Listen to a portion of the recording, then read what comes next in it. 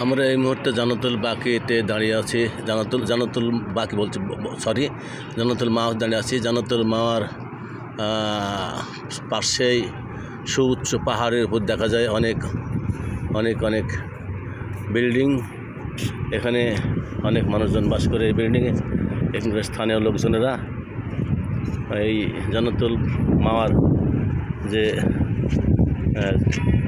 সব সাইডেই প্রত্যেক সাইডে দেখা যাচ্ছে অনেক অনেক সুউচ্চ দালানঘর, পাহাড়ের উপরে বাড়িঘর। দেখতে বেশ সুন্দর লাগছে। পাহাড়ের উপরে অনেক সুন্দর সুন্দর বাড়ি তৈরি করেছে এবং সেই সমস্ত বাড়িতে মানুষজন বাস করছে। কিন্তু কিন্তু কিন্তু একটা দুঃখের বিষয় যে প্রত্যেকটা বাড়িতে আমাদের বাংলাদেশের মতো যেরকম বাড়ির আশেপাশে বাড়ির ছেলেমেয়েরা বা বাড়ির লোকজন সদস্যরা বাইরে ঘোরাফেরা করে, এরকম কোনো একটা নজিরও দেখা যাচ্ছে না যে এখানে বাড়ির সদস্যরা বাড়ির ছেলেমেয়েরা বাইরে একটা ছেলেমেয়েকে দেখা যাচ্ছে না। এরা সবাই বাড়িতেই মানে বন্দি অবস্থায় আছে বলা যায়। এরা কখন যে বের হয়, কখন যে কাজ করতে হয় সেটা আমার জানা নাই।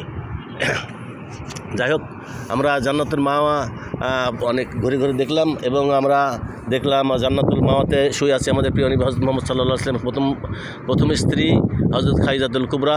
সেখানেও আমরা দেখলাম সেখানে শায়িত আছে।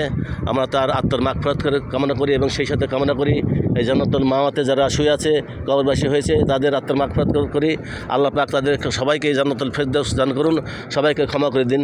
আল্লাহুম্মা আমিন।